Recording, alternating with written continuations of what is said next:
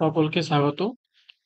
আজকে আমরা কাব্য প্রকাশের প্রথম উল্লাসের দ্বিতীয় অংশ পড়ব। এর আগের দিনে আমরা কাব্যের কাব্য প্রকাশের মঙ্গলাচরণ এবং কাব্যের প্রয়োজন এই দুটি বিষয় আলোচনা করেছিলাম। তার সাথে আচার্য মম্মটের পরিচয় এবং কাব্য প্রকাশের একটা আংশিক পরিচয় আমরা পেয়েছিলাম। আজকে আমরা কাব্যের হেতু এবং কাব্যের লক্ষণ এই দুটি বিষয় এই ভিডিওতে আলোচনা করব। তো প্রথমে আসছে কাব্যের হেতু। এর আগের দিনে পড়েছিলাম যে কান্তা সম্মিত উপদেশ দেয় কাব্য। তো কান্তা সম্মিত উপদেশ দেয় যেই কাব্য, সেই কাব্যের হেতুটা কি, মানে কি থাকলে কাব্য লেখা যেতে পারে, কাব্যের প্রতি কারণটা কি। তাই আচার্য মমট বলছেন, এবং অস্য প্রয়োজনম উক্ত্বা কারণম আহ।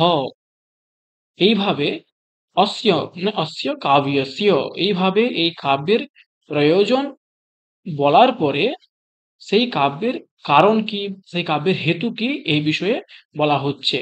এখানে আহ এটি হচ্ছে ক্রিয়াপদ এবং এটি ব্রুই বক্তায়াম বাছি, এই যে ধাতু, এই ধাতুর লট লকারের প্রথম পুরুষের এক বচন। এটা কিন্তু লিট লকারের কোনো রূপ নয়।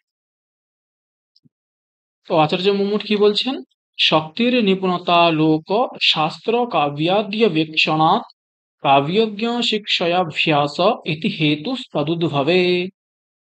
এখানে আচার্য মম্মট কাব্যের উদ্ভব মানে কাব্য নির্মাণে হেতু কি এই বিষয়ে বলছেন। কাব্যের তিনটি হেতুর কথা এখানে উনি বললেন। কি কি? প্রথম হচ্ছে শক্তি। শক্তি আর প্রতিভা একই জিনিস। দুই নম্বর হচ্ছে নিপুণতা। তিন নম্বর অভ্যাস। এই শক্তি, নিপুণতা এবং অভ্যাস, এই তিনটি হলো কাব্যের কারণ আচার্য মম্মটের মতে। এর বিস্তার আলোচনা আমরা দেখে নেব এক্ষুনি। হ্যাঁ, শক্তি। শক্তি কি না, কাব্য রচনায়াম স্বাভাবিকী প্রতিভা। একটা কোনো কাব্য রচনার প্রতি যেটা স্বাভাবিক প্রতিভা, সেটাই হচ্ছে শক্তি। কি বলছে এখানে, না যা থাকলে কাব্য রচনা এবং কাব্যরসের আস্বাদন করতে পারি আমরা। এটি কবিত্ব এবং সহৃদয়ত্বের বীজস্বরূপ এক পূর্বজন্মার্জিত সংস্কার বিশেষ। আর কি, এই শক্তি বা প্রতিভা না থাকলে কাব্য লেখা সম্ভব হয় না। আর যদি কেউ কাব্য লিখেও নেয়, তাহলেও সেই কাব্য প্রসার বা সেই কাব্যের কোনো নাম হয় না। আর প্রসার হলেও সেই কাব্য উপহাসাস্পদ হয়। আর কি, শক্তি তাহলে কি, শক্তি বিষয়ে আচার্য মম্মট উনি বৃত্তিতে বলছেন, শক্তি কবিত্ব বীজ রূপ সংস্কার বিশেষ। শক্তি হচ্ছে একটি সংস্কার বিশেষ। এটি কবিত্বের বীজস্বরূপ। শুধুমাত্র কবিত্ব নয়, সহৃদয়ত্ব মানে কাব্য লিখতে গেলেও এই প্রতিভা বা এই এই যে শক্তি কথা বলা হচ্ছে সেটি যেমন প্রয়োজন, ঠিক তেমন কাব্য বুঝতে গেলেও এই শক্তি বা এই প্রতিভার প্রয়োজন হয়। আর এই শক্তিটা কেমন, না এটা পূর্ব জন্মার্জিত একটি সংস্কার বিশেষ। এটা এটা মানুষের জন্ম থেকেই কারোর মধ্যে কবিত্ব বীজ থাকে, এরকম আচার্য মম্মট মনে করেন। তারপরে কি বলছেন, ইয়াম বিনা কাব্যম ন প্রসরেত। ইয়াম বলতে এখানে ইয়াম শক্তিম ইয়াম প্রতিভাম বিনা, যেই শক্তি বা যে প্রতিভাকে ছাড়া কাব্যের প্রসার হয় না। কাব্য লেখা হয়ে গেলেও সেই কাব্যের প্রসার হয় না, প্রচার প্রসার হয় না। আর কি বলছে, প্রসৃতম বা উপহাসনীয়ম স্যাৎ। যদি প্রসার হয়েও যায় তাহলে সেটা উপহাসাস্পদ হয়ে যায়। বিদ্বান ব্যক্তিরা সেই কাব্যের নিন্দা করেন, প্রশংসা করেন না। কবির অযশ হয়, যশ হয় না। আর কি, এটা আমরা কিভাবে বুঝতে পারছি, অর্থাপত্তি প্রমাণের দ্বারা কবিত্ব শক্তির অস্তিত্বের প্রমাণ হয়। অর্থাপত্তি জিনিসটা কি না, আমাদের দর্শনে একটি প্রসিদ্ধই আছে, মীমাংসা দর্শনে, পীনো দেবদত্ত দিবা না ভুংতে। অর্থাৎ মোটা দেবদত্ত, স্থূলকায় দেবদত্ত দিনের বেলায় খাবার খায় না। এর মানে কি, তাহলে দেবদত্ত নিশ্চয়ই রাত্রেবেলা খাবার খায়। এই যে অর্থটা আসছে, ঠিক তেমনি এখানেও কি বলা হচ্ছে, না যে কোনো একজন ব্যক্তি সে কাব্য লিখছে এবং তার কাব্য যশের কারণ হচ্ছে, তার কাব্য থেকে যশ লাভ হচ্ছে। আবার অন্য একজন ব্যক্তি সেও কাব্য লিখছে কিন্তু তার কাব্য থেকে কোনো যশ হচ্ছে না, তার কাব্যের সবাই নিন্দা করছে। তো নিন্দা করার পেছনে কারণ কি বা প্রশংসা করার পেছনে কারণ কি? যে ব্যক্তির কাব্য সবাই প্রশংসা করছে, ধরে নিতে হবে ওই ব্যক্তির মধ্যে প্রতিভা আছে, ওই ব্যক্তির মধ্যে শক্তি আছে। আর যে ব্যক্তির কাব্য সবাই প্রশংসা করছে না, সবাই নিন্দা করছে, তখন ধরে নিতে হবে যে ওই ব্যক্তির মধ্যে অবশ্যই প্রতিভা বা শক্তি নেই, তাই সবাই তার নিন্দা করছে, এরূপ ধরে নিতে হবে। তারপরে কি? নিপুণতা। এই নিপুণতা কিভাবে আসবে? এই নিপুণতার কয়েকটি নাম। নিপুণতাকে বলা হয় দক্ষতা, পাণ্ডিত্যম, ব্যুৎপত্তিহি, অভিজ্ঞতা আর পরিচিতি। এগুলো হচ্ছে এই নিপুণতারই নামান্তর।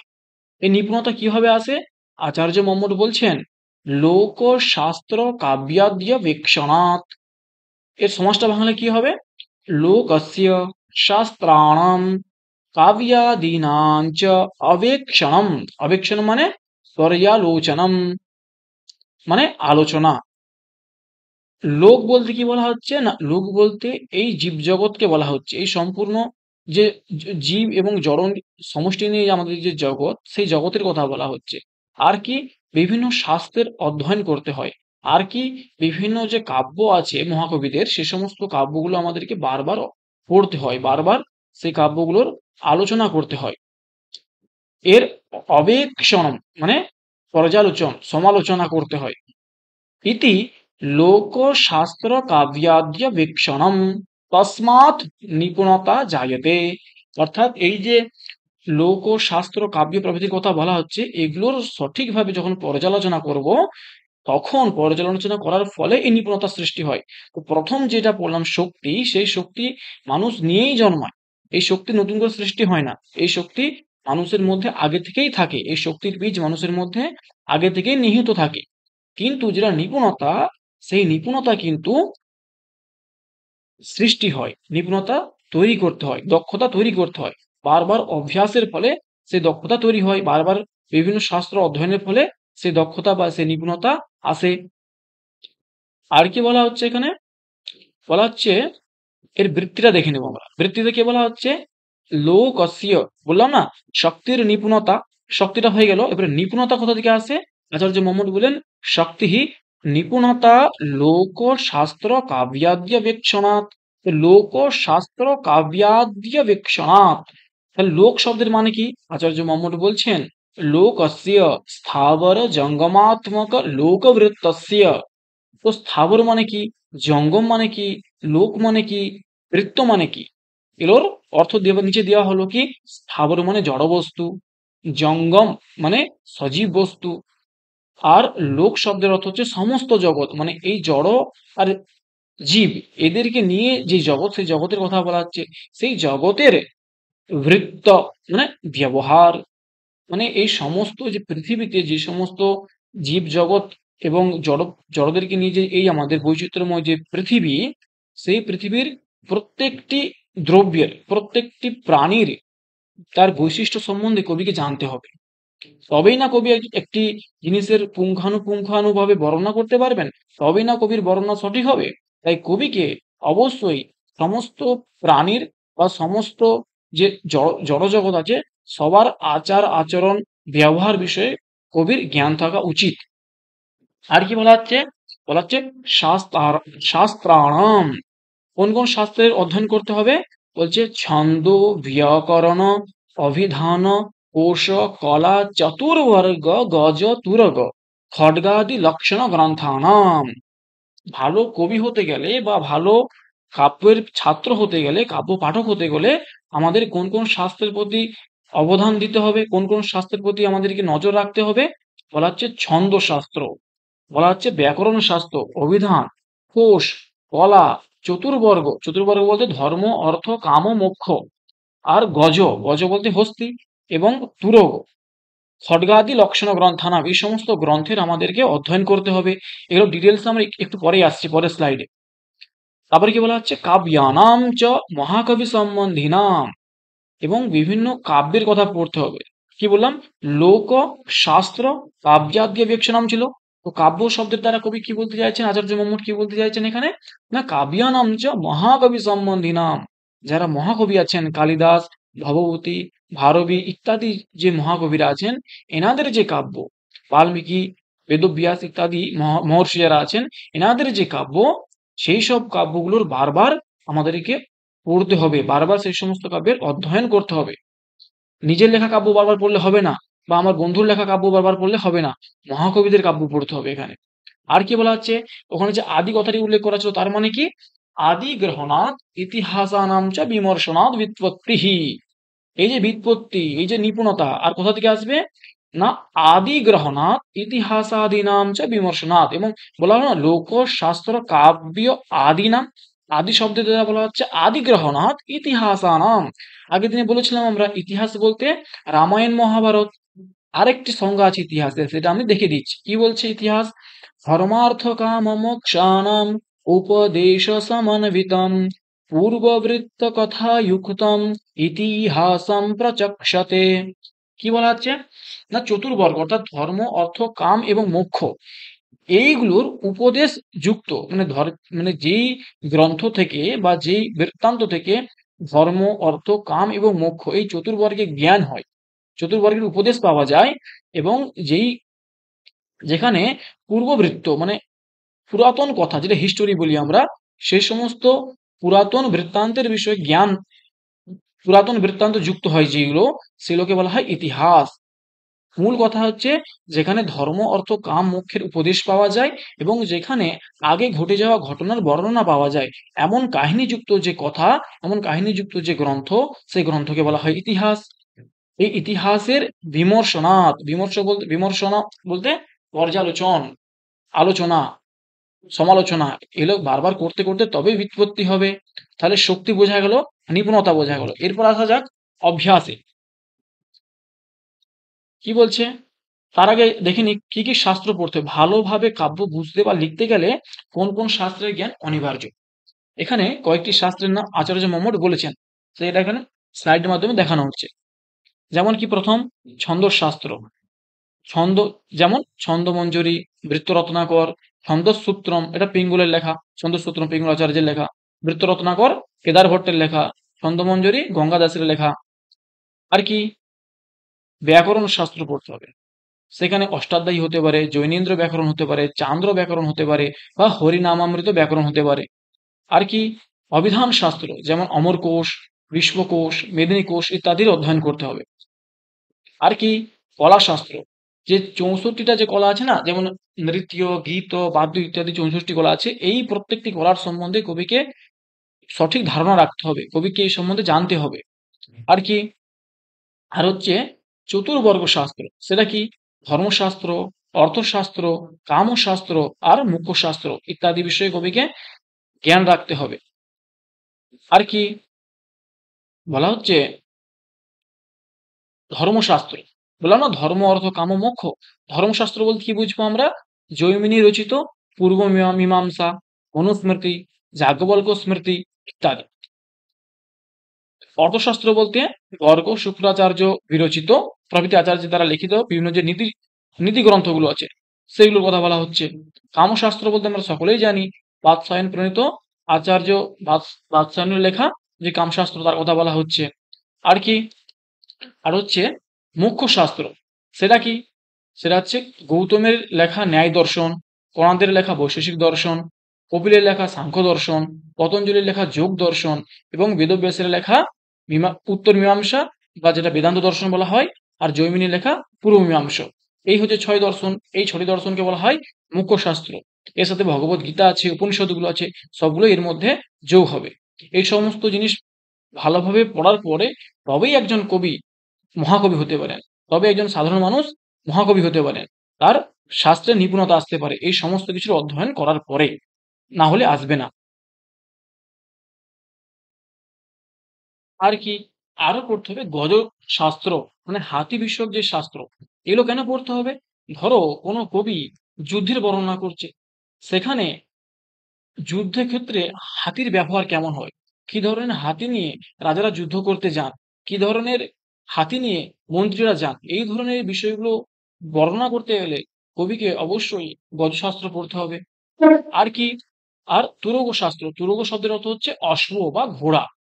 সেটাও একই, যুদ্ধক্ষেত্রে যেতে গেলে কবিদেরকে যদি যুদ্ধক্ষেত্রে বর্ণনা করতে হয়, সেখানে গজ অর্থাৎ হাতির কথা আসবে, অশ্বের কথা আসবে, ইত্যাদি যে সমস্ত প্রাণীগুলো আছে তাদের কথা আসবে। তো সেই সমস্ত প্রাণীদের বিষয়ে কবির যদি জ্ঞান না থাকে, তাহলে কবি ওই যে যুদ্ধক্ষেত্র, সেখানে ওই হাতির বা ঘোড়ার একদম সঠিক বর্ণনা করবেন কিভাবে? তাই কবিকে অবশ্যই এই সমস্ত শাস্ত্রগুলো পড়তে হবে। আর কি, খড়্গশাস্ত্র, বিভিন্ন অস্ত্রের বর্ণনামূলক যে শাস্ত্রগুলো আছে, সেই সমস্ত শাস্ত্রগুলোকে কবিকে পড়তে হবে। যেমন ওই গান্ডীব যে ধনুক আছে, সেই ধনুকের বিষয়ে পড়তে হবে। আবার ভগবান শ্রীকৃষ্ণের যে সুদর্শন চক্র আছে, সেই বিষয়ে পড়তে হবে। এই সমস্ত বিষয়ের যে শাস্ত্র, অস্ত্র নির্মাণের যে শাস্ত্র, অস্ত্রের বর্ণনা বিষয়ক যে শাস্ত্র, সেগুলো কবিকে পড়তে হবে। আর কি, আবার আদি বলা হয়েছে, শুধুমাত্র এখানে এইটুকুন পড়লেই হবে না, এরকম আরো অনেক শাস্ত্র আছে যেগুলো কবিকে পড়তে হবে। আদি শব্দের দ্বারা কি বলা হচ্ছে এখানে? সামুদ্রিক শাস্ত্র, আয়ুর্বেদ শাস্ত্র, জ্যোতিষ শাস্ত্র ইত্যাদি শাস্ত্রগুলো কবিকে পড়তে হবে। আর কি বলা হচ্ছে? যে লক্ষণ গ্রন্থ নাম বলা হয়েছে না বৃত্তিতে, লক্ষণ গ্রন্থ বলতে এই যে পূর্বোক্ত ছন্দ, ব্যাকরণ ইত্যাদি যে লক্ষণগুলো বর্ণিত হয়েছে, সেই সমস্ত মানে ইত্যাদি যে সমস্ত গ্রন্থে ছন্দ, ব্যাকরণ প্রভৃতির আলোচনা করা হয়েছে, সেই সব গ্রন্থগুলো কবিকে পড়তে হবে। তাই বলছি না, অহো ভার মহান কবে, সত্যি কবির মানে অনেক ভার কবির কাঁধে, কবিকে অনেক কিছু পড়তে হয়। একজন ভালো কবি হতে গেলে এই সমস্ত শাস্ত্রের জ্ঞান রাখতে হয়। শুধুমাত্র ন্যায়শাস্ত্র পড়লে হয় না, বা শুধুমাত্র ব্যাকরণ শাস্ত্র পড়লে হয় না। কবি যিনি হবেন, তাকে তাকে যেমন ব্যাকরণ পড়তে হবে, তেমন দর্শন পড়তে হবে, তেমন অন্যান্য যেই শাস্ত্রগুলো ব্যাকরণের ছাত্র বা দর্শনের ছাত্রদেরকে পড়তে হয় না, সেই বিষয়গুলোও কবিকে পড়তে হয়। তাই বলা হচ্ছে অহোভার মহান কবে হে। আর কি, এরপরে বলা হচ্ছে বৃত্তিটা দেখবো আমরা। ওই যে অভ্যাস অংশটা আছে না, শক্তির নিপুণতা, লোক ও শাস্ত্র কাব্যাদ্য বেক্ষণাৎ, একটা হয়ে গেল। পরে বলছে কাব্যজ্ঞ শিক্ষাভ্যাস, এই অংশটা বৃত্তি বলা হচ্ছে। বলছে কাব্যজ্ঞ শব্দের অর্থ কি? বলছে কাব্যম কর্তুম বিচারয়িতুম চ এ জানন্তি, মানে যারা কাব্য করতে অর্থাৎ কাব্য রচনা করতে পারেন এবং কাব্যের বিচার করতে পারেন, যে এই কাব্যটাতে কি ধ্বনি আছে, কি রস আছে, কি অলংকার আছে, কি গুণ আছে, কি রীতি আছে, একদম কাব্যটা উত্তম কাব্য না মধ্যম কাব্য না অধম কাব্য, এইসব যে বিচার যিনি করতে পারেন, এমন যে ব্যক্তি, তদুপদেশেন, সেইরূপ ব্যক্তির কাছে উপদেশ নিতে হবে। সেইরূপ ব্যক্তির উপদেশ শুনে করণে ইয়োজনে যা, করণে বলতে কাব্য লেখনে, কাব্য লেখাতে, এবং ইয়োজনে যোগ করাতে, অর্থাৎ তার কাছে যে ধরো আমি একটা কাব্য লিখলাম, যে যেই ব্যক্তি কাব্য লিখতে জানেন এবং কাব্যের বিচার করতে জানেন, তাকে দেখালাম, তিনি ওই কাব্যটা পড়ার পরে কাব্যটা বিচার করবেন, বিচার করে তিনি কিছু উপদেশ দেবেন। সেই উপদেশ অনুযায়ী আমি আবার ওই কাব্যের বিশেষ বিশেষ অংশ যেটাকে তিনি বলবেন সংশোধন করতে, সেটাকে সংশোধন করব, কোথাও কিছু সংযোজন করব, কোথা থেকে কিছুটা বিয়োজন করব। এইভাবে পৌনঃপুণ্যেন প্রবৃত্তি, এইভাবে বারবার প্রবৃত্তি মানে অভ্যাস করতে হবে।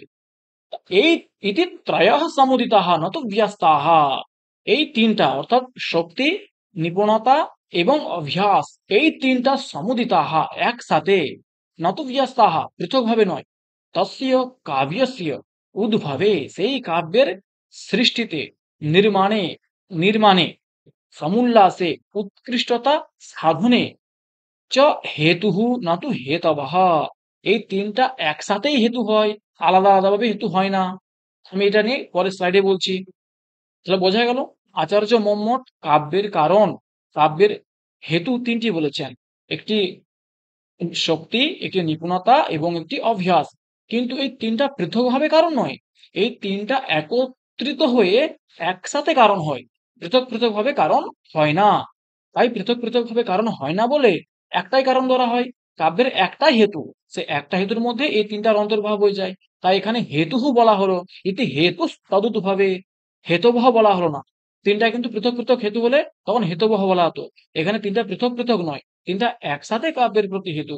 তাই এখানে হেতু বলা হলো, একবচনে প্রয়োগ করা হলো, বহুবচনে প্রয়োগ করা হলো না। এখানে কথম হেতুহু নতু হেতবঃ, কেন হেতুরই একবচনে প্রয়োগ করা হলো, বহুবচনে প্রয়োগ কেন করা হলো না? একটা ন্যায় আছে। কি ন্যায়? না তৃণারণি মণি ন্যায়। তৃণ শব্দের অর্থ হচ্ছে ঘাস, অরণি শব্দের অর্থ হচ্ছে কাঠ, মণি শব্দের অর্থ হচ্ছে বিশেষ এক ধরনের মণি, যেই মণি থেকে আগুন জ্বলতে পারে, যেমন সূর্যকান্ত মণি, সূর্যকান্ত মণি। আরেকটি ন্যায় আছে দণ্ড চক্রাদি ন্যায়। এই দুটি ন্যায় এই প্রসঙ্গে আসবে। মানে এখানে হেতু কেন বলা হলো, হেতবহ কেন বলা হলো না, এই প্রসঙ্গে দুটি ন্যায়ের কথা আসছে। একটি তৃণারণি মণি ন্যায়, একটি দণ্ড চক্রাদি ন্যায়। তৃণারণি মণি ন্যায় কি? এই যে তৃণ দেখতেই পাচ্ছি আমরা ডিসপ্লেতে, তৃণ, তৃণ থেকে আগুন জ্বলতে পারে। আবার অরণি মানে কাঠ, কাঠ থেকেও আগুন জ্বলতে পারে। আর কি?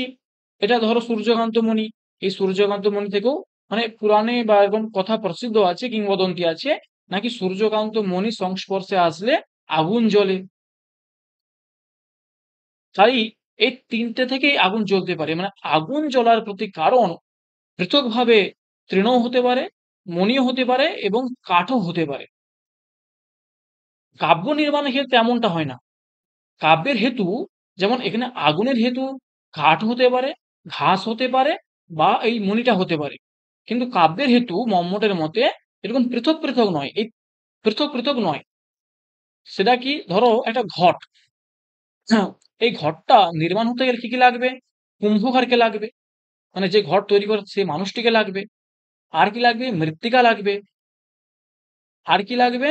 ওই দণ্ড চক্র আদি যে সমস্ত জিনিসগুলো দিয়ে কুমোর ওই ঘট বানায়, ওই জিনিসগুলো লাগবে, দণ্ডচক্র প্রভৃতি। আর কি লাগবে? জল লাগবে। তো এই ঘট নির্মাণের প্রতি শুধুমাত্র কুম্ভকার কারণ নয়, বা শুধুমাত্র মৃত্তিকা কারণ নয়, বা দণ্ডচক্র কারণ নয়, বা এই জল কারণ নয়। এই সবগুলো একসাথে মিলে ঘটের প্রতি কারণ হয়। পৃথক পৃথক ভাবে শুধুমাত্র কুম্ভকার তাহলেই ঘট হবে না, বা শুধুমাত্র মৃত্তিকা তাহলেই ঘট হবে না। এই এতগুলো জিনিস সবাই যদি থাকে, তবেই গিয়ে কি ঘট নির্মাণ হয়, পৃথক পৃথক ভাবে হয় না। আগে এই যে তৃণারণী মণিনায় যেটা দেখলাম, সেখানে আগুন জ্বলার পেছনে যেমন তৃণ বা কাষ্ঠ বা মণি, এদের মধ্যে যে কোনো একটা থাকলেই হতে পারে। কিন্তু ঠিক তেমন এখানে ওই ঘটের প্রতি কিন্তু এই চারটার মধ্যে যে কোনো একটা থাকলে ঘট উৎপন্ন হয় না। ঠিক তেমনি আচার্য মম্মটেরও বক্তব্যের এমন, যে কাব্য নির্মাণের ক্ষেত্রে শুধুমাত্র শক্তি বা নিপুণতা বা অভ্যাস থাকলে হয় না, এর মধ্যে একটা একটা থাকলে হয় না, এই তিনটা থাকলেই তবে গিয়ে কি কাব্য নির্মাণ হয়। তাই এখানে হেতু কথা বললেন, এই তিনটা মিলে একটাই হেতু, পৃথক পৃথক ভাবে ওরা হেতু নয়। তাই আচার্য মোহাম্মদ এটাকে হেতু বললেন, এক বচনে প্রয়োগ করলেন, বহু বচনে প্রয়োগ করলেন না। এটা দণ্ড চক্রাদি ন্যায়ে এখানে এক বচন হবে।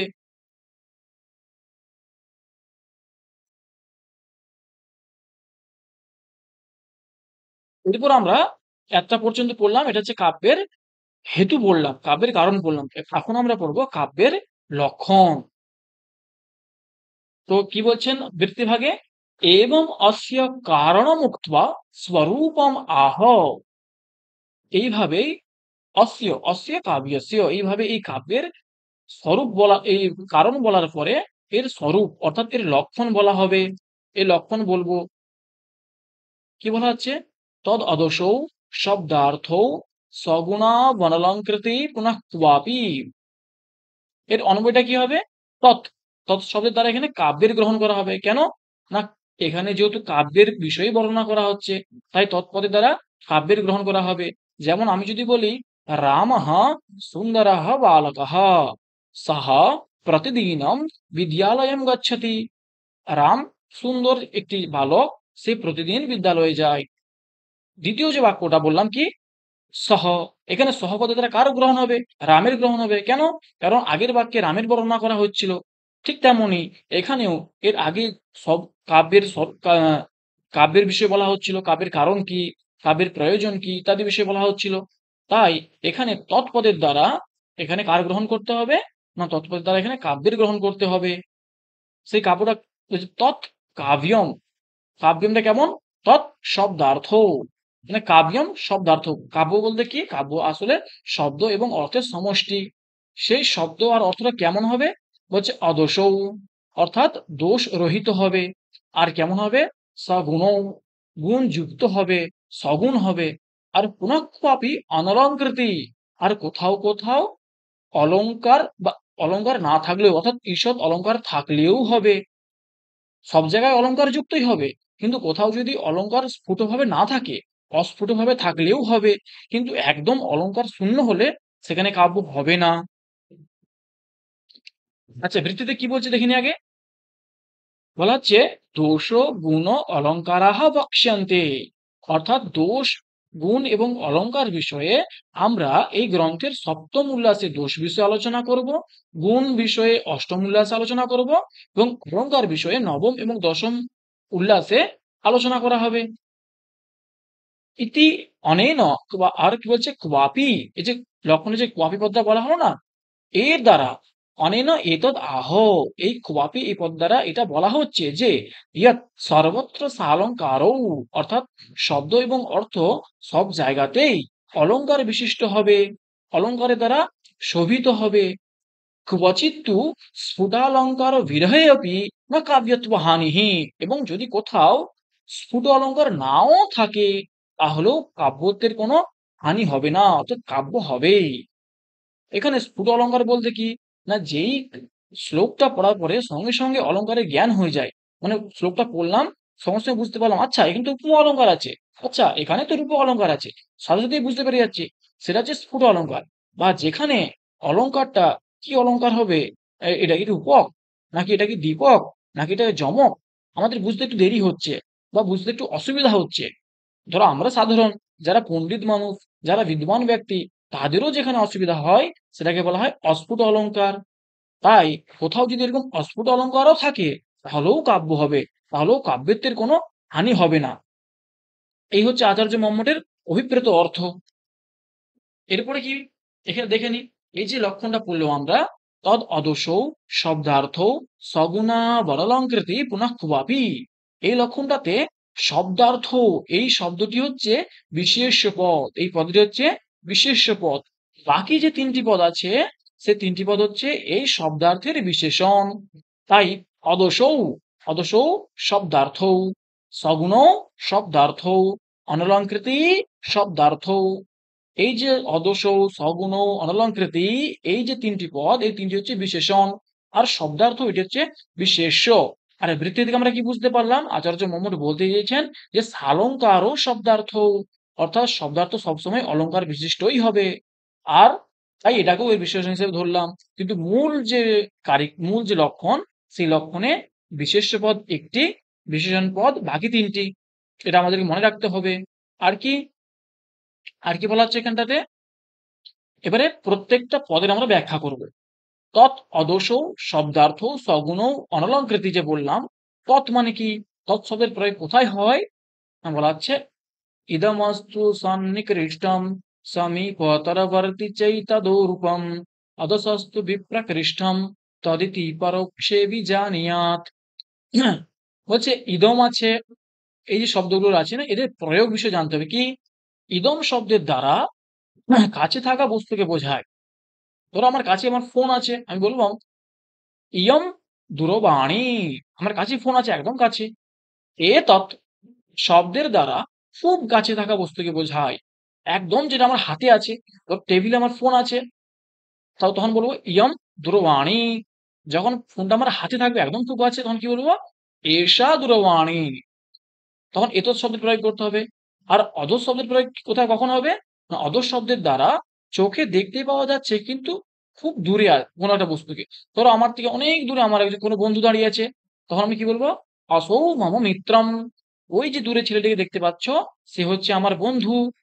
আর তৎ শব্দের দ্বারা কি বলা হচ্ছে, তদিতি পরোক্ষে বিজানিয়াত, এবং যেটা আমি চোখে দেখতেই পাচ্ছি না, আমার দৃষ্টির অগোচরে আছে, সেই সব বস্তুকে বোঝানোর জন্য তৎ শব্দের প্রয়োগ করা হয়। তো এখানে তৎ শব্দের দ্বারা আচার্য মমন কাব্যের কথা বলতে চেয়েছেন। কাব্য এখানে বুদ্ধিস্থ ধরে নিতে হবে আমাদেরকে, বুদ্ধিস্থ হয়েছে পরোক্ষ।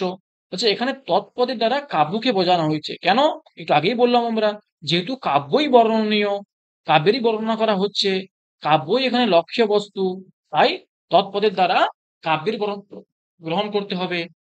এবং তৎ যেহেতু সর্বনাম পদ, সর্বনাম পদও কোনো একটা বিশেষ্য পদের পরিবর্তে বসে। তো এখানে তৎটা একটা সর্বনাম পদ, এটা কাব্য, এই কাব্যম এই বিশেষণের পরিবর্তে বসেছে, এটা আমাদেরকে বুঝে নিতে হবে। আর কেন এটা হলো, না কারণ কাব্যেরই বর্ণনা করা হচ্ছে, কাব্য এখানে লক্ষ্যীয় বস্তু, তাই এটা তৎপদের দ্বারা কাব্যের গ্রহণ করা হয়েছে। আর কি, এরপরে তৎ অদোষৌ, অদোষৌ শব্দটা ব্যাখ্যা করতে হবে। বলছে সদোষ শব্দার্থে অতিব্যাপ্তি বারণের জন্য অদোষৌ বলা হয়েছে লক্ষণে। যদি লক্ষণে এই অদোষৌ কথাটি না বলা হতো, তাহলে শব্দার্থ, যেই শব্দ এবং অর্থ দোষ বিশিষ্ট, মানে যেই শব্দ এবং অর্থে দোষ আছে, এইরূপ যে কাব্য, যেখানে শব্দ এবং অর্থে দুটোতেই দোষ আছে, সেখানেও কাব্যের অতিব্যাপ্তি হয়ে যাবে। তাই যাতে সেখানে অতিব্যাপ্তি না হয়, তাই বলা হলো অদোষৌ। অদোষৌ শব্দটা সমাসটা কেমন হবে? নাস্তি দোষাহ ইয়োহ তৌ অদোষৌ শব্দার্থৌ। এটা বহুব্রীহি সমাস করা হয়েছে, আমরা আগেই বললাম। ওই যে অদোষৌ, সগুণ আর অনলঙ্কৃতি, এগুলো সবই শব্দার্থ এর বিশেষণ। আর যখন কোনো যখন আমরা বিশেষণ হিসেবে প্রয়োগ করি এবং সেটা উম কোনো একটা বিশেষ্যকে বোঝাতে চাই, সেখানে যখন সমাস করা হয়, সেখানে বহুব্রীহি সমাস করা হয়। বহুব্রীহি সমাসে নিষ্পন্ন শব্দটা সবসময়ই একটা বিশেষণ বোঝায়, তার একটা আলাদা করে বিশেষ্য পদ থাকে। তাই এখানে অদোষৌ এর বিশেষ্য পদ হচ্ছে শব্দার্থ। নাস্তি দোষাহ এয়োহ, মানে যেই দুটির মানে শব্দ এবং যেই শব্দ এবং অর্থের দোষ নেই, সেটা হচ্ছে অদোষৌ শব্দার্থ। আচ্ছা, এখানে দোষ মানে কি? যে আচার্য মোহাম্মদ বললেন, দোষ গুণালঙ্কারাহ বক্ষ্যন্তে। দোষ, গুণ এবং অলঙ্কার আমরা পরে আলোচনা করব, কিন্তু আমরা জাস্ট একটু দেখে নিই দোষ শব্দের মধ্যে আচার্য মোহাম্মদ কি বলতে চেয়েছেন। বলছে মুখ্যার্থ হদের দোষাহা রসশ্চ মুখ্যাহা।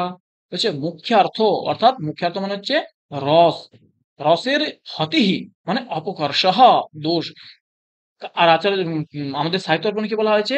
রসাপকর্ষকা দোষাহা, যেটা রসের অপকর্ষক, যেটা রসের ক্ষতি করে, যেটা রসের উৎকর্ষতার হানি করে, সেটাই দোষ।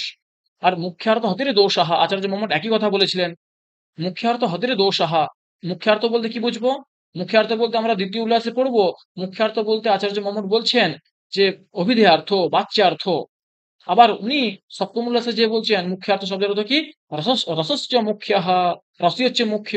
এই জন্য আবার অনেক আলংকারিকরা এটাকে নিয়ে আবার খণ্ডন করেছেন, আচার্য মোহাম্মদের দোষ দেখেছেন।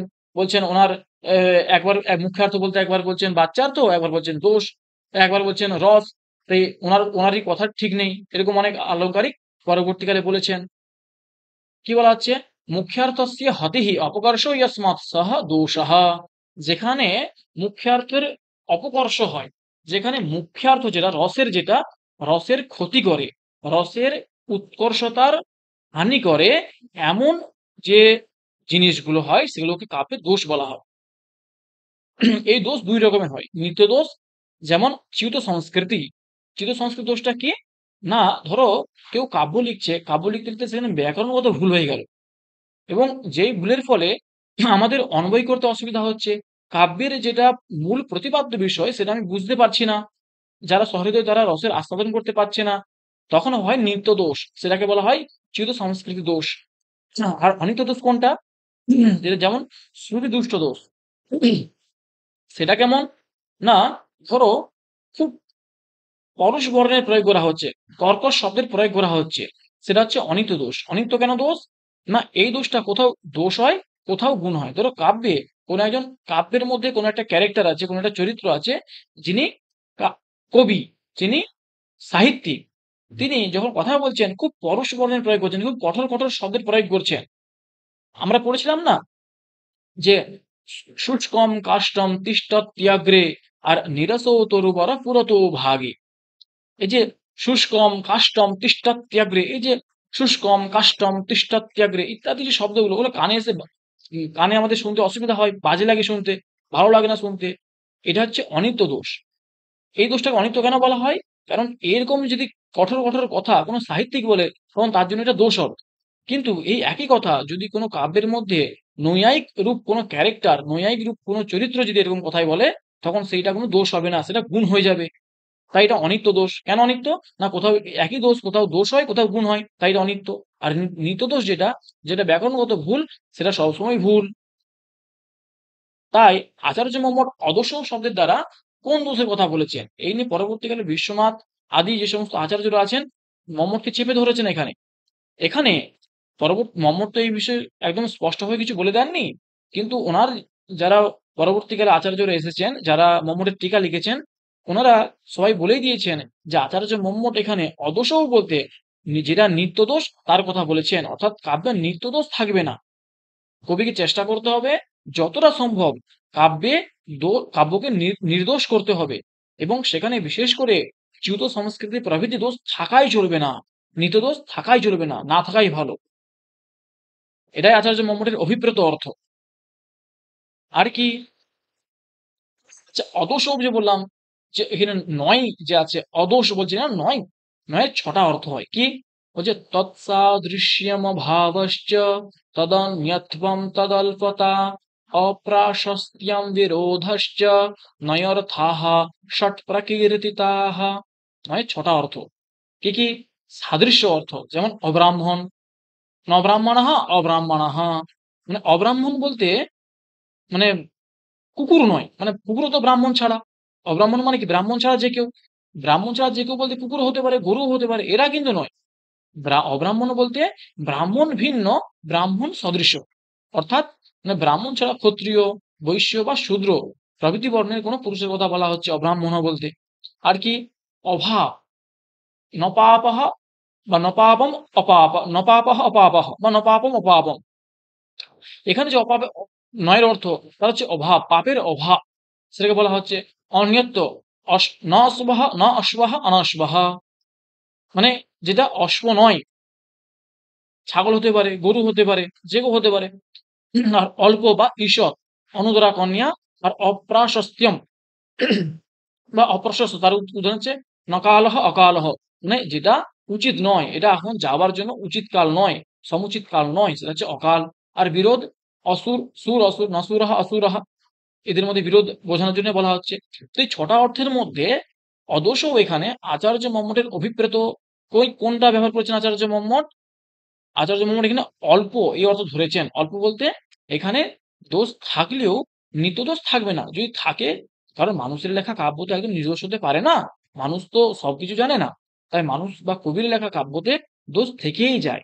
তাই বলছেন ঈষদ অর্থ, অর্থাৎ কাব্যে যদি দোষ থাকে সেটা অনিত্য দোষ হবে, নিত্য দোষ যাতে না হয়, এটাই আচার্য মোহাম্মদ বলতে চেয়েছেন। কিন্তু পরবর্তীকালে বিশ্বনাথ প্রথমত এটাকে অভাব অর্থ ধরে নিচ্ছেন, ধরার পরে আচার্য মোহাম্মদকে খণ্ডন করেছেন। তারপরে আবার উনি অল্প ঈষৎ এই অর্থ ধরেও খণ্ডন করেছেন। কিন্তু আচার্য মোহাম্মদ যেটা বলতে চেয়েছেন, বিশ্বনাথ ঠিক তার উল্টোটা ধরে ওকে খণ্ডন করার চেষ্টা করেছেন, মোহাম্মদকে খণ্ডন করার চেষ্টা করেছেন। তো মূল বক্তব্য হচ্ছে অদোষ এখানে যে নয় যে প্রয়োগ করা হয়েছে তার অর্থ হচ্ছে ঈষৎ, ছটা অর্থের মধ্যে তার অর্থ হচ্ছে ঈষৎ অর্থ। আর কি বলা হচ্ছে সগুণ, অর্থাৎ গুণযুক্ত হবে। নির্গুণ শব্দার্থে অতিব্যাপ্তি বারণের জন্য সগুণ কথাটি বলা হয়েছে। গুণ মানে কি, গুণ যদি অষ্টমূলাসে আচার্য মোহাম্মদ আলোচনা করেছেন, আমরা শুধুমাত্র গুণের লক্ষণটা একদম সহজভাবে দেখে নেব। কি বলছে, এ রসস্যাঙ্গিনো ধর্মা শৌর্যাদয় ইবাত্মনঃ উৎকর্ষ হেতবস্তে স্যুর অচল স্থিতয়ো গুণাঃ, অচল স্থিতয়ো গুণাঃ। কি বলছে না, এ রসস্য, এ অঙ্গিনঃ রসস্য, অঙ্গি মানে হচ্ছে প্রধান, অঙ্গ মানে হচ্ছে অপ্রধান, অঙ্গিনঃ ষষ্ঠীর এক বচনে, মানে মানে রসের বিশেষণ। অঙ্গিনঃ রসস্য মানে প্রধান যে রস তার, এ ধর্মাঃ শৌর্যাদয়ঃ ইব আত্মনঃ, মানে শৌর্য, বীর্য, সুরতা, বীরতা প্রভৃতি যে ধর্মগুলো যেমন আত্মার থাকে, ঠিক তেমনি প্রধান কাব্যের যে প্রধান, কাব্যের যে অঙ্গী, সেই অঙ্গীর যে ধর্মগুলো কি হয়, উৎকর্ষ হেতবাহ, কাব্যের উৎকর্ষতা বৃদ্ধি করে, তারাই হচ্ছে তে গুণাহা, তারাই হচ্ছে গুণ। সেই গুণগুলো কেমন, অচল স্থিতয়ো, অচলা স্থিতির ইয়েষাম, মানে নিত্য, রসের সাথে গুণের সম্পর্ক নিত্য, মানে কাব্যে গুণ থাকবেই সব সময়। আর দোষ বা অলংকার, অলংকার কাব্যের নিত্য ধর্ম নয়। তাই বলছে অচল স্থিতয় বলতে এখানে নিত্য, মানে সবসময় থাকে, গুণের রসের সাথে গুণ সবসময়ই থাকে, এটাই বক্তব্য এখানে। আর কি হচ্ছে মাধুর্য, ওজো ও মাধুর্য, প্রসাদ এবং ওজো। আমরা জানি এর আগে পর্যন্ত মানে আচার্য মম্মটের আগে পর্যন্ত তোমার বামন, দণ্ডী প্রভৃতি যে সমস্ত আচার্যরা ছিলেন, ওনারা গুণকে 10 রকম গুণ বলেছেন, এবং 10টা গুণের মধ্যে আবার দুটো ভেদ আছে, শব্দগুণ এবং অর্থগুণ। মোট 20টা গুণের কথা বলেছেন, কিন্তু আচার্য মম্মটি এসে বললেন যে মাধুর্য, ওজ, প্রসাদাখ্যাহ ত্রয়স্তেন পুনর্দশ। মানে মাধুর্য, ওজ এবং প্রসাদ, এই 3টি গুণ, ন পুনর্দশ। আপনারা যে 10টা গুণের কথা বলছেন, এই 10টা গুণ স্বীকার করার কোনো প্রয়োজন নেই। এই 10টা গুণ এই 3টা গুণের মধ্যেই অন্তর্ভুক্ত হয়ে যায়। আচার্য মোহাম্মদ বললেন, এখানে যেটা মূল মনে রাখতে হবে সেটা হচ্ছে এই যে রস, রসের ধর্ম হচ্ছে গুণ। কিন্তু আচার্য মম্মট আমরা যদি দেখি শব্দার্থও সগুণ শব্দার্থ এরকম বলেছেন, মানে শব্দার্থের বিশেষণ হচ্ছে গুণ, কিন্তু প্রকৃতপক্ষে গুণ কিন্তু শব্দার্থের বিশেষণ হতে পারে না, কারণ গুণ রসের ধর্ম। এই যে একটা সমস্যা হলো, এই সমস্যা নিয়ে পরবর্তীকালে অনেক আলংকারিক এসে আচার্য মম্মটকে এখানে প্রশ্ন করেছেন। কিন্তু এখানে পরম্পরা ক্রমে আমাদেরকে ধরে নিতে হবে, আমরা মাথায় রাখতে হবে যে গুণ রসেরই ধর্ম, কিন্তু এখানে যে শব্দার্থ, সগুণ শব্দার্থ কথা বলা হচ্ছে, এখানে পরম্পরা ক্রমে মানে গুণ প্রথমে শব্দ এবং অর্থের মধ্যে থাকবে, এবং সেখান থেকেই লক্ষণার দ্বারা সেটা রসের মধ্যে যাবে, এরকম আমাদেরকে ধরে পরম্পরা ক্রমে গুণাভিব্যঞ্জক শব্দার্থকে আশ্রয় করে আছে এরূপ ধরতে হবে। আর কি হচ্ছে অনলঙ্কৃতি। এই অনলঙ্কৃতিটা এর অর্থ কি? অলংকার শূন্য শব্দার্থে অতিব্যাপ্তি বারণের জন্য অলঙ্কৃতি পদটি ব্যবহার করা হয়েছে। অর্থ মানে কি? নাস্তি অলঙ্কৃতি অয়োহ। অলঙ্কৃতি, অলঙ্কৃতি শব্দটা এটা তিন প্রত্যয়ান্ত শব্দ। অলং পূর্বক কৃ ধাতুর উক্ত তিন প্রত্যয় করলে অলঙ্কৃত শব্দটি পাওয়া যায়, তখন এটি স্ত্রীলিঙ্গে প্রয়োগ করা হয় অলঙ্কৃতিহি।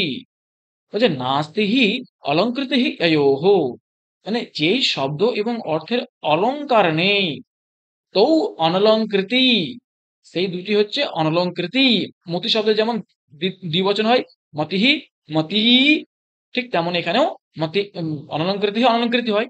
কিন্তু এখানে যেহেতু বহুব্রীহি সমাস হয়েছে এবং অনলঙ্কৃতি শব্দটি শব্দার্থের বিশেষণ হয়েছে, তাই এটি স্ত্রীলিঙ্গে থাকলেও সমাসের পরে সেটি পুংলিঙ্গে হয়ে যাবে এবং কবি শব্দের মতো চলবে। কবিহি, কবি, কবয়ঃ। কবির দ্বিবচন মানে প্রথমার পুংলিঙ্গে প্রথমার দ্বিবচনে অনলঙ্কৃত শব্দটি হবে, এটা আমাদের মনে রাখতে হবে। এমনিতে অলঙ্কৃত শব্দটা স্ত্রীলিঙ্গে, কিন্তু যখন সমাস হয়ে যাচ্ছে বহুব্রীহি সমাস, তখন এই যে অনলঙ্কৃতি যে কথাটা পাচ্ছি সেটা পুংলিঙ্গের দ্বিবচনে কবি শব্দের মতো রূপ হবে।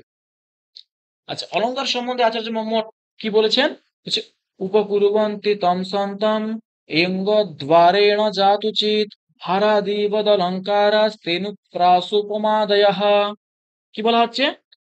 উপকুর্বন্তি তম সন্তম, যেমন কোনো একজন যুবতী সে যখন গলাতে হার পরে, চোখে কাজল নেয়, কপালে টিপ নেয়, ঠিক তখন ওই যে কণ্ঠতে থাকা যে হার, সেই হার আগে কণ্ঠের শোভাবৃদ্ধি করে, তারপরে ওই সম্পূর্ণ যুবতীর শোভাবৃদ্ধি করে। ঠিক যেমন ওই কাজল প্রথমে চোখের শোভাবৃদ্ধি করে, তারপর ওই সম্পূর্ণ যে যুবতীটা আছে তার চোখের শোভা, তার সম্পূর্ণ শোভাবৃদ্ধি করে। আবার ওই যে হাতে পড়া চুড়ি সে যেমন হাতের শোভাবৃদ্ধি করে, পায়ে পড়া নূপুর যেমন পায়ের শোভাবৃদ্ধি করে, তারপরে সমগ্র যে যুবতীটা, সম্পূর্ণ যে যুবতী, তার সম্পূর্ণভাবে তার সৌন্দর্য বৃদ্ধি করে। ঠিক তেমনি কাব্যের মধ্যে অবস্থিত সন্তম, তম সন্তম, ওই যে অস্থি তার সত্যি প্রত্যয় হচ্ছে সন, আর দ্বিতীয়ার এক বচনে সন্তম, কাব্যের মধ্যে বিদ্যমান যে রস, তমের দ্বারা এখানে রসের কথা বলা হচ্ছে, যে রস, সেই রসের উপকুর্বন্তী, সেই রসের উৎকর্ষতা বৃদ্ধি করে। কিভাবে? এই অঙ্গদ্বারেণ, মানে আগে সব যেটা শব্দালঙ্কার অর্থালঙ্কার পড়েছিলাম আমরা, শব্দালঙ্কার শব্দের আগে শোভাবৃদ্ধি করে এবং তার মাধ্যমে পরম্পরাক্রমে রসের শোভাবৃদ্ধি করে। ঠিক যেমন হাড়টা গলা শোভাবৃদ্ধি করছিল এবং পরম্পরাক্রমে ওই সম্পূর্ণ যুবতীর শোভাবৃদ্ধি করছিল, ঠিক তেমনি এই অঙ্গ দ্বারেণ জাত উচিত, ওই কাব্যের মধ্যে থাকা বিদ্যমান যে রস, সেই রসের উৎকর্ষতা বৃদ্ধি করে। কার দ্বারা? কাব্যের যে অঙ্গ, অঙ্গ বলতে এখানে শব্দ এবং অর্থ এদের স্বভাববৃদ্ধির দ্বারা ওই কাব্যের মধ্যে বিদ্যমান যে রস, সেই রসের যে স্বভাববৃদ্ধি করে সেগুলোকে বলা হয় সেটা হচ্ছে অলঙ্কারাহাতে অলঙ্কারাহা। এ নম্বরটা হবে এ অঙ্গদ্বারেণ জাতুচিত মানে কদাচিৎ, এ অঙ্গদ্বারেণ যারা অঙ্গর স্বভাববৃদ্ধির দ্বারা কদাচিৎ কদাচিৎ কখনো কখনো, জাতুচিৎ কেন বলা হলো? কারণ অলঙ্কার তো রসের নিত্য ধর্ম নয়, অলঙ্কার কাব্যে থাকতেও পারে নাও পারে। গুণ কিন্তু অলঙ্কার রসের সঙ্গে থাকতেই হবে সবসময়। তাই অলঙ্কার রসের নিত্য ধর্ম নয়। ঠিক যেমন একটি যুবতীর দেহের তার যে লাবণ্য, সেই লাবণ্য ওই যুবতী যতদিনই বেঁচে থাকবে ততদিন তাকে আশ্রয় করেই থাকবে, এবং ওই যুবতীকে ছাড়া ওই লাবণ্য আলাদা করে দেখানো যায় না। কিন্তু ওই যুবতীর কণ্ঠে থাকা যে হার, সেই হারটা যেমন সেই যুবতীর দেহ থেকে আলাদা করা যায়, ঠিক তেমনি কাব্যের মধ্যে যে গুণ, এই যে লাবণ্যরূপ যে গুণ যুবতীর দেহে ছিল, ঠিক যে কাব্যের যে গুণ, ওই যে ওজ মাধুরী যে প্রসাদ ইত্যাদি যে গুণ, সেই গুণগুলো কাব্য থেকে আলাদা করা যায় না। কিন্তু অলংকার কাব্য থেকে আলাদা করা যায়, অর্থাৎ অলংকার কাব্যের নিত্য সহচর নয়, সবসময় কাব্যের সাথে থাকে না। আচ্ছা, হারাদিবত অলংকার, হা, হার প্রভৃতির মতো হচ্ছে অলংকার। সেটা কারা? তে অনুপ্রাস উপমাদয়, হা, তাদের মধ্যে অনুপ্রাস শব্দালঙ্কারের কথা বলা হচ্ছে, আর উপমা অর্থালঙ্কারের কথা বলা হচ্ছে। এরা হচ্ছে অলংকার। একদম সহজভাবে আচার্য মম্মটের মতে এই হচ্ছে অলংকার। এরপরে কি বলা হচ্ছে? শব্দার্থ। শব্দার্থ কি বলা? শব্দশ্চ অর্থশ্চ ইতি শব্দার্থ, কর্মধারয় সমাস করা হয়েছে। এবার এখানে প্রশ্ন যে শব্দ অর্থের মধ্যে আগে শব্দকে কেন প্রয়োগ করা হলো, আগে অর্থের প্রয়োগ করা হলো না কেন? কারণটা হচ্ছে অর্থ সবসময় শব্দকে আশ্রয় করেই থাকে। তাই শব্দ নাম আগে উচ্চারণ করা হলো, তারপরে অর্থের কথা বলা হলো। এবং আমরা যদি রঘুবংশম যারা পড়েছি, সেখানে রঘুবংশের একদম মঙ্গল শ্লোকে কি বলা হয়েছে? বাগর্থাবিব সম্পৃক্ত বাগর্থ প্রতিপত্তয়ে জগতঃ পিতরৌ বন্দে পার্বতী পরমেশ্বরৌ। এখানে কালিদাসও বাগ এবং অর্থ মানে আগে শব্দ তারপরে অর্থের প্রয়োগ করলেন। এই হচ্ছে নিয়ম। তাই এখানে আগে অর্থের কথা বলা হলো না, আগে শব্দের কথা। কারণ অর্থ শব্দকে আশ্রয় করেই থাকে, তাই শব্দার্থের কথা আগে বলা হলো, আগে শব্দের কথা বলা হলো। এইরূপ যে শব্দার্থ, সেই শব্দার্থই হচ্ছে কাব্য।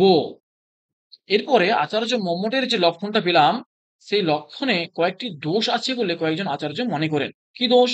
কেউ কেউ বলেন অ্যাকচুয়ালি কাব্যের যে আত্মা রস, এটা আপনি স্বীকার করছেন, কই লক্ষণে তো রসের কথা বললেন না আপনি একবারও। কাব্যের আত্মা রসের অনুল্লেখ আছে লক্ষণে। কাব্যের তো আত্মা রস, যেমন বিশ্বনাথ পরবর্তীকালে কি বলছেন?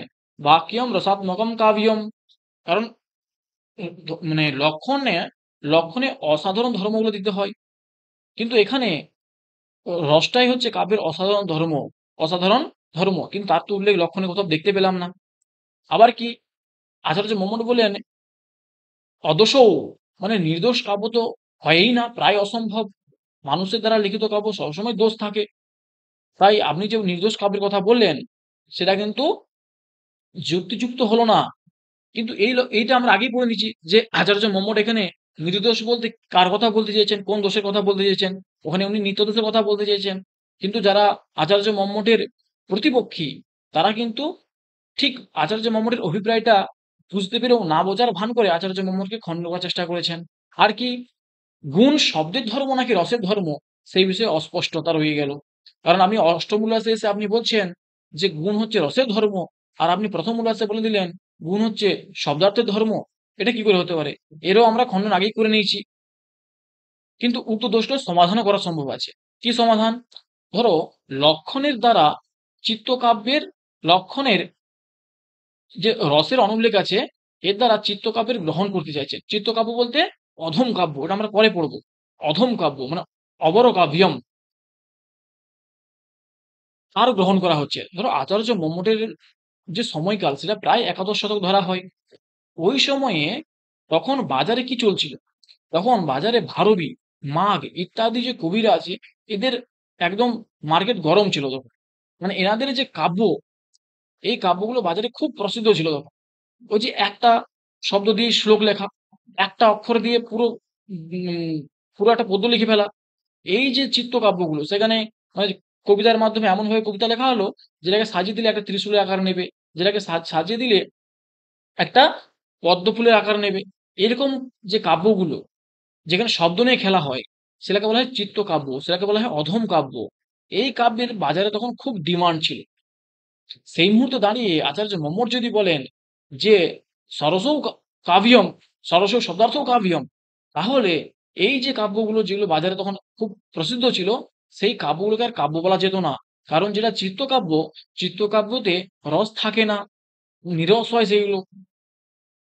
তাই যাতে ওই চিত্তকাব্যগুলোও এই কাব্যের লক্ষণে ধরা যায়, তাই আচার্য মম্মট বুদ্ধি খাটিয়ে লক্ষণটাকে এমনভাবে বানালেন যাতে সাপও না মরে, সাপ মরে কিন্তু লাঠি না ভাঙে, এমনভাবে উনি বানালেন। কারণ তখন বাজারে তখন ওই সম্প্রদায়ের মধ্যে ধ্বনি সম্প্রদায় আছে, রস সম্প্রদায় আছে, অলঙ্কার সম্প্রদায় আছে, গুণ সম্প্রদায় আছে। এরা সবাই এক একজন এক এক বক্রোক্তির কথা বলছে, কেউ কেউ রসের কথা বলছে, কেউ গুণের কথা বলছে, কেউ অলঙ্কারের কথা বলছে। এই সবার মতকে আচার্য মম্মট নিয়ে এমন নিপুণতার সাথে একটা লক্ষণ করলেন যেখানে সকলের মতের সমন্বয় হয়ে যাবে। ২ নম্বর কি? নির্দোষ বলতে আচার্য মম্মট কি বলতে চেয়েছেন? নির্দোষ বলতে শুধু নিত্যদোষ থাকা চলবে না। এটি মম্মটের ইষ্ট। আচার্য মম্মট উনি যদিও কাব্যের প্রকাশে কোথাও স্পষ্টভাবে বলেননি যে অদোষও শব্দের অর্থ উনি নির্দোষ কথার মানে নিত্যদোষের কথা বলেছেন। কিন্তু ওনার যারা টিকাকার আছেন, এনারা সকলেই এটা উল্লেখ করে দিয়েছেন যেখানে এখানে অদোষও বলতে আচার্য মম্মট নিত্যদোষের কথা বলছেন। যে কাব্যে নিত্যদোষ থাকা চলবে না, বা কবিরা চেষ্টা করবেন যাতে কাব্যে নিত্যদোষ না হয়ে যায়। আর কি? লক্ষণের শব্দার্থের বিশেষণ গুণ হলেও গুণ রসের ধর্ম। লক্ষণটাতে আমাদের আপাতত মনে হচ্ছে যে সেটা শব্দার্থের ধর্ম, কিন্তু বস্তুত সেটা রসেরই ধর্ম। এখানে তাহলে শব্দার্থ ধর্মটা কিভাবে হলো? এটা আগেই বললাম আমরা, এটা পরম্পরাক্রমে আগে শব্দার্থের ধর্ম, সেখান থেকে পরম্পরাক্রমে সেটা রসেরই ধর্ম হয়। এটা টিকাকারের সমাধান করে দিয়েছেন এগুলি। এরপরে কি? একটা উদাহরণ আচার্য মম্মট যে কাব্যের লক্ষণ দিলেন না, তৎ আদর্শ শব্দার্থ সগুণা বলালঙ্কৃতি পুনঃ ক্বাপি, এই যে লক্ষণ, আচ্ছা এই লক্ষণ দিয়ে কি আদৌ কাব্য সম্ভব? এরকম কি কাব্য হয়?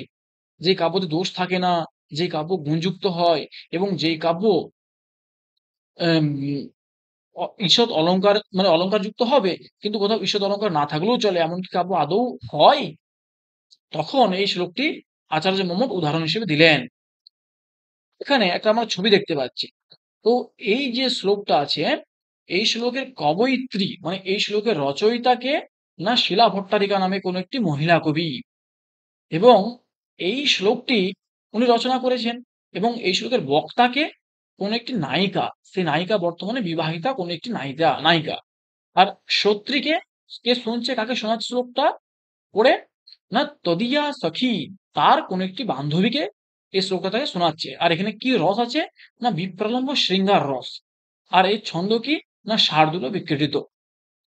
এখানে আগে গল্পটা বলে রাখতে হবে যে কোনো একটি যুবতী, সেই যুবতী তার বিবাহের পূর্বে তার যে প্রেমিক ছিল, সেই প্রেমিকের সাথে সে উম বহুবার সঙ্গম করেছে। তো সে সঙ্গমের স্থান কি ছিল? না নর্মদা নামে কোন একটি নদী, সেই নদীর তীরে যে বেতস বন, সেই বেতস বনে সে বারবার সেখানে তার সঙ্গম করেছে, দেখা করেছে একে অপরের সাথে। সেই আগেকার ঘটে যাওয়া যে ঘটনাটা, সেই ঘটনাটাই সে তার সখীকে বলছে। কি বলছে? "হ্যঃ কৌমারহরস্য এব হি বরস্তা এব চৈত্রক্ষপাः তে চোন্মীলিতমালতে সুরভয় প্রৌঢ়া কদম্বানিলাः सा चैवास्मि तथापि तत्र सुरत व्यपारलीलाविधौ रेवारोधसि वेतसि তরুতলে চেতঃ সমুৎকণ্ঠ্যতে।" এর অন্বয়টা পড়লে আমরা বুঝতে পারব। কি বলছে অন্বয়টা? যে ইহা কৌমার হরহ, মানে ইহা পুরুষः, ইহা যুবকः কৌমার হরহ আসীৎ, স এব হি বরহ, স এব মম বরহ। মানে যেই যে বিবাহের পূর্বে আমার, নায়িকা বলছে তার বান্ধবীকে, আমার বিবাহের পূর্বে যে আমার কুমারিত্ব হরণ করেছিল, স এব হি বরহ, সেই হচ্ছে আমার এখন বর, আমার সে এখন পতি। আর কি? তা এব চৈত্রক্ষপাः অধুনা अस्ति, এবং সেই যে চৈত্র সভা মানে হচ্ছে রাত্রি, সেই চৈত্রকালের রাত্রি এখনো আছে। তে চ উন্মিলিত মালতী সুরভয়ঃ প্রৌঢ়াঃ কদম্বানিলাঃ। কদম্ব, কদম্ব ফুলের কদম্ব নীলাহা বহন্তি, অনিলাহা বহন্তি। অনিল মানে হচ্ছে বায়ু, বায়ু বইছে। সেই বায়ুটা কেমন? না সেই বায়ুটা হচ্ছে কদম্ব, কদম্ব নীলা। মানে কদম্ব মানে হচ্ছে কদম্ব ফুলের যে গন্ধ, সেই গন্ধে পরিপূর্ণ বায়ু বইছে। আবার সেই বায়ুটা কেমন? বলছে প্রৌঢ়াহা। প্রৌঢ় শব্দের অর্থ বয়স্ক হয়, কিন্তু এখানে প্রৌঢ় শব্দের অর্থ হচ্ছে মন্থর, মিলনের উপযুক্ত যে মন্থর বায়ু, মৃদু বায়ু, হালকা হালকা বাতাস বইছে, সেরূপ যে বায়ু, সেই বায়ুটা এখনো আছে। আর কি সেই বায়ুটা কেমন? যে উন্মিলিত মালতী সুরভয়ঃ। উন্মিলিত মানে বিকশিত, প্রস্ফুটিত মালতী ফুলের সুরভি মানে সুগন্ধ মিশ্রিত, এবং কদম্ব ফুলের যে সুগন্ধ, এই মানে কদম্ব ফুলের সুগন্ধ এবং বিকশিত মালতী ফুলের যে সুরভি, এই সুরভি মিশ্রিত মৃদুমন্দ বায়ু হালকা করে বয়ে যাচ্ছে। আর কি? বলছে সা চ এব অস্মি, এবং আমি সেই, আমি সেই, মানে সেই যে বিবাহের পূর্বে যে নর্মদা নদীর তীরে যে মিলন করেছিল, সেই নায়িকা আমি বর্তমানে আছি। আর কি? তথাপি তবুও রেবা রোধসি, রেবা বলতে নর্মদা, রোধ শব্দ তার অর্থ হচ্ছে তীর, তো সরি তীর মানে তট, রেবা নদীর যে তট, মানে সরি নর্মদা নদীর যে তীরে, সেই তীরে বেতসী তরুতলে, বেতস যে বন, বেত যে বন, বেত বন বলি না, বেতস গাছ, সেই বেতস গাছ অ্যাকচুয়ালি নয়, ওটা হচ্ছে একটা লতা। তাহলে তরু কেন বলা হলো? বেতাসী তরুতলে, সেই লতাটা প্রকাণ্ড, সেই লতার বিশালতা, বিশালতা বশত সেটাকে তরু বলা হয়েছে। মানে একটা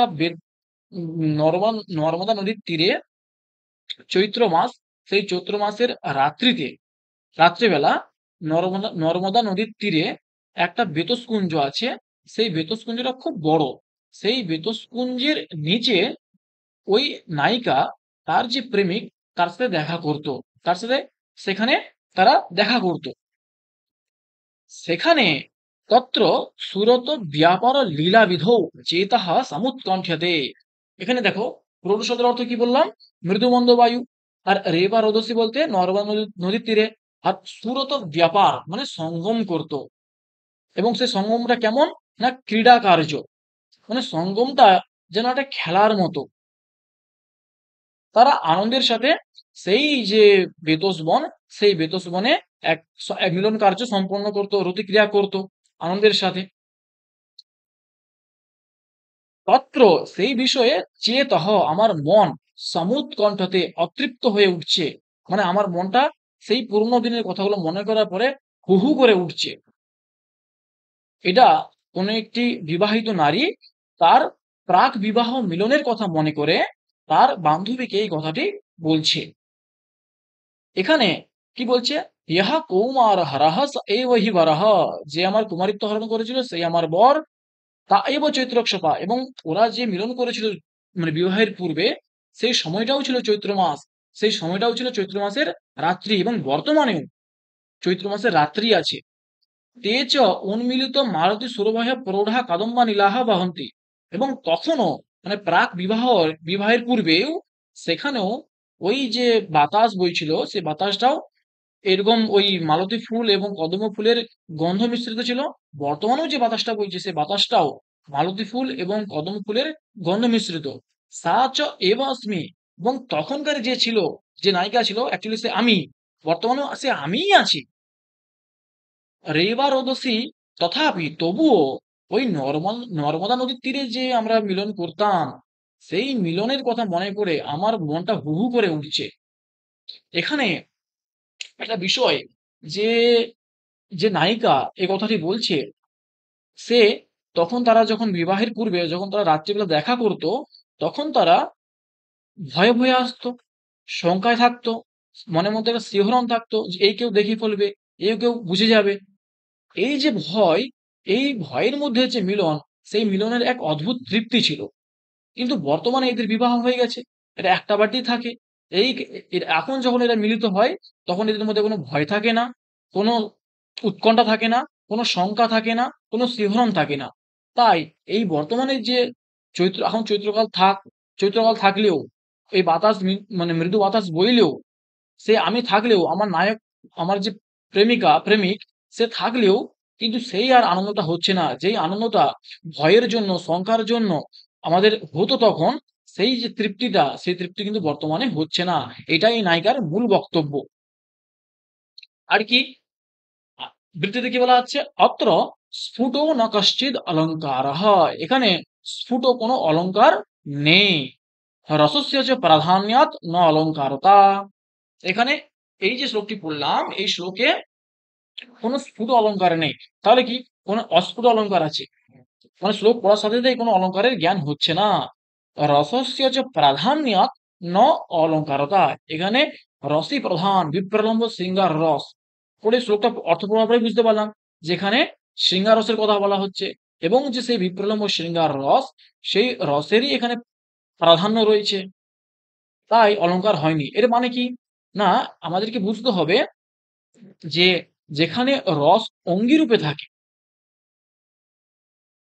সেখানে রসবোধ অলঙ্কার হয় না।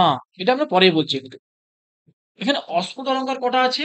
না, আলঙ্কারিকরা মনে করছেন এখানে বিভাবনা, বিশেষোক্তি, রসবোধ অলঙ্কার, অনুপ্রাস, ক্রিয়া, দীপক এবং সমুচ্চয় ইত্যাদি অনেকগুলো অলঙ্কার আছে, কিন্তু সব অলঙ্কার এগুলোই স্ফুট নয়। অর্থাৎ শ্লোক পড়ার সাথে সাথেই অলঙ্কারের বোধ হচ্ছে না। এগুলো অনেক চিন্তা ভাবনা করার পরে, অনেক জটিল চিন্তা ভাবনা করার পরে এই সমস্ত অলঙ্কারের জ্ঞান হয়। আর কি বিভাবনা, প্রথমে দেখবো যেখানে অস্ফুট বিভাবনা অলঙ্কার কিভাবে হচ্ছে। আগে বিভাবনার লক্ষণটা, বিভাবনা বিনা হেতুম কার্যোৎপত্তির উচ্যতে। যেখানে কারণ ছাড়াই কার্যের উৎপত্তি হয় সেখানে বিভাবনা অলঙ্কার হয়। যেমন এই যে শ্লোকটি আছে সেখানে কি বলছে? কার্য কি? ওই যে চেতঃ সমুৎকণ্ঠ্যতে, মানে আমার মন এখন অতৃপ্ত, মানে তৃপ্তি নেই। তাহলে মনে তৃপ্তি না থাকার কারণ কি হতে পারে? তাহলে আমার ওই যে নায়িকা, ওই নায়িকার অন্য কোনো পুরুষের সাথে কি বিবাহ হয়েছে? যার জন্য তার পুরনো প্রেমিককে মনে করার পরে তার মনে সেই পুরনো দিনের প্রেমের কথা, পুরনো যে প্রেম, পুরনো যে মিলন, সেই মিলনের কথা মনে পড়ে তার মনে পড়ছে এবং মনে একটা সেই অতৃপ্তি জেগে উঠছে। বলছে না, মনের অতৃপ্তি জাগছে, তাহলে নিশ্চয়ই এর সাথে অন্য কোনো পুরুষের বিবাহ হয়েছে। বলছে না, মানে কার্যটা হচ্ছে অন্য পুরুষের সাথে বিবাহ হলে তবে তো মনে অতৃপ্তি আসবে। যদি তার যদি উম, সে যাকে ভালোবাসতো, তার যার সাথে প্রেম ছিল তার সাথে যদি বিবাহ হতো তাহলে মনে তৃপ্তি থাকতো। এখানে বলা হচ্ছে যে হেতু যেটা, সেটা কি? অন্য পুরুষের সাথে বিবাহ কিন্তু এর হয়নি। মানে কার্যটা উৎপন্ন হচ্ছে কিন্তু হেতুটা নেই। মানে মনের অতৃপ্তি কখন হতো? যদি তার সাথে অন্য কোনো পুরুষের বিবাহ হতো, কিন্তু সেটা তো হয়নি। মানে হেতু নেই কিন্তু কার্যের উৎপত্তি হচ্ছে, তাই বিভাবনা অলঙ্কার। আর বিশেষোক্তি কেন হবে? এটা মাথায় রাখতে হবে, যেখানে বিভাবনা অলঙ্কার হয় সেখানে প্রায় সর্বত্র সেখানে বিশেষোক্তি অলঙ্কারও হয়। এর মানে কি? ওই সতি হেতু ফলাভাবঃ। যেখানে হেতু থাকবে কিন্তু ফল থাকবে না, মানে কারণ থাকবে কার্য থাকবে না। ধরো এই যে শ্লোকটা আছে, এই শ্লোকটাতেই প্রেমিকের সাথে বিবাহ হয়েছে, স এব হি বর বলছে না, মানে তার প্রেমিকের সাথেই বিবাহ হয়েছে, যে তার কুমারিত্ব হরণ করেছিল, সেই যে যুবক তার সাথে তার বিবাহ হয়েছে। তাহলে মনে এখন তৃপ্তি থাকা উচিত, কারণ সে যাকে চেয়েছিল তার সাথে তার বিবাহ হয়েছে। কিন্তু এখানে কার্য কিন্তু, তার মন কিন্তু অতৃপ্ত। তাই কারণটা আছে, মানে প্রেমিকের সাথে বিবাহ হয়েছে, সেই যুবকের সাথে বিবাহ হয়েছে, কারণটা আছে। কিন্তু কারণের ফলে যে কার্যের উৎপত্তি হওয়ার কথা, অর্থাৎ মনে যে তৃপ্তি থাকার কথা, সেটা কিন্তু নেই। তাই এটা বিশেষোক্তি অলঙ্কার। আরেকটা রসবোধ অলঙ্কার। এখানে রসবোধ অলঙ্কার হতে পারে। সেটা কেমন? না, কোনো পদ্যে রস যখন অঙ্গরূপে থাকে, মানে অঙ্গরূপে থেকে অঙ্গি রসের উৎকর্ষতা বৃদ্ধি করলে তখন রসবোধ অলঙ্কার হয়। কিন্তু রস প্রধান হলে রসবোধ অলঙ্কার হয় না।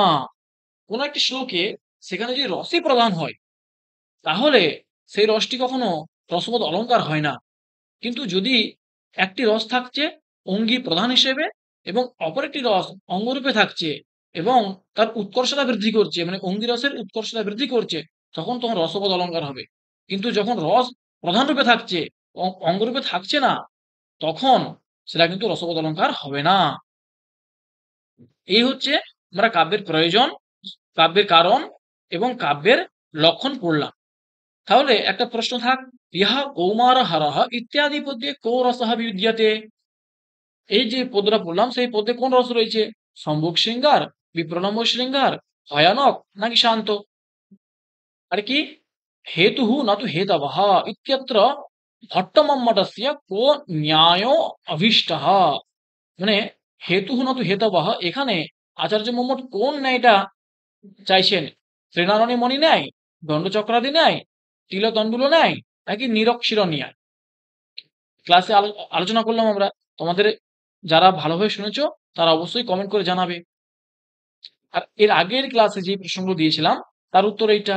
মানে ময়ূর, ময়ূর হচ্ছে কি অমঙ্গল নাশ, ময়ূরের অমঙ্গলের বিনাশ হয়েছিল। ধাবক অর্থলাভ করেছিল, ধনলাভ করেছিল, মানে বি টু। কালিদাস তার যশ হয়েছিল, মানে সি এ। আর সহৃদয় ব্যক্তির ব্যবহার জ্ঞান হয়, মানে অপশন 4 ছিল রাইট অ্যান্সার।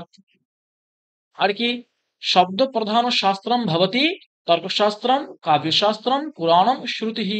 শব্দ প্রধান বলতে না যেই শাস্ত্র শব্দের পরিবর্তন করা যায় না, যেই শাস্ত্রে শব্দের কোনো পরিবর্তন করা যায় না, সেটা হচ্ছে শব্দ প্রধান শাস্ত্র। যে শাস্ত্রের শব্দের পরিবর্তন করা চলে, এবং চলে, বিশেষ শব্দের পরিবর্তন করলে বিশেষ কোনো অসুবিধা হয় না, সেটা হচ্ছে শব্দ অপ্রধান শাস্ত্র। এখানে শব্দ প্রধান বলতে শ্রুতি মানে বেদের কথা বলা হচ্ছে। কারণ বেদে শব্দের পরিবর্তন করা যায় না। এখানে শব্দের যে ক্রম থাকে সেই ক্রমটাও মেনটেন করতে হয়, এবং যেই শব্দটি প্রয়োগ করা হয় সেই শব্দটি অনুসরণ করতে হয়, অন্য কোনো শব্দ অনুসরণ করা যায় না। তাই এর সঠিক উত্তর হচ্ছে শ্রুতি, বেদ। শ্রুতি মানেই বেদ, এবং বেদকে শুনে শুনে মনে রাখা হতো বলে একে শ্রুতি বলা হয়। আর কি মিত্রবৎ উপদেশম দদাতি, মিত্রের মানে বন্ধুর মতো উপদেশ দেয় কে? কাব্য, পুরাণ, বেদ নাকি হিতোপদেশ? পুরাণ। কাব্য কান্তার মতো উপদেশ দেয়, মানে আমার প্রেয়সীর মনে যেমন স্ত্রী তার যেমন যে পতি হয় তাকে যেভাবে উপদেশ দেয়, ঠিক তেমনি কাব্য উপদেশ দেয় গায়ে মাথায় হাত বুলিয়ে, আকার ইঙ্গিতের দ্বারা। আর পুরাণ মিত্রবৎ বন্ধুর মতো বোঝায়, ভাই এটা করিস না, এটা করলে এই হবে, এটা দেখ, এর আগে হিরণ্যকশিপু ছিল, সে এই এরকম কাজ করেছিল, তার এই দশা হয়েছিল। প্রহ্লাদ এমন ছিল, সে হরিনাম করেছিল, তার এইভাবে মুক্তি হয়েছিল। আর বেদ, বেদ কি কেমন উপদেশ দেয়? প্রভুর মতো। আর হিতোপদেশ ওটা আমরা পড়েইছি, হিতোপদেশ আলাদা, এখানে হিতোপদেশ আসবে না। হিতোপদেশ যদিও কান্তার মতো উপদেশ দেয়। এই হচ্ছে গতদিনের প্রশ্নের উত্তরগুলো। সকলকে ধন্যবাদ পুরোটা শোনার জন্য। পরবর্তী ক্লাসে আমরা কাব্যের ভেদগুলো পড়বো।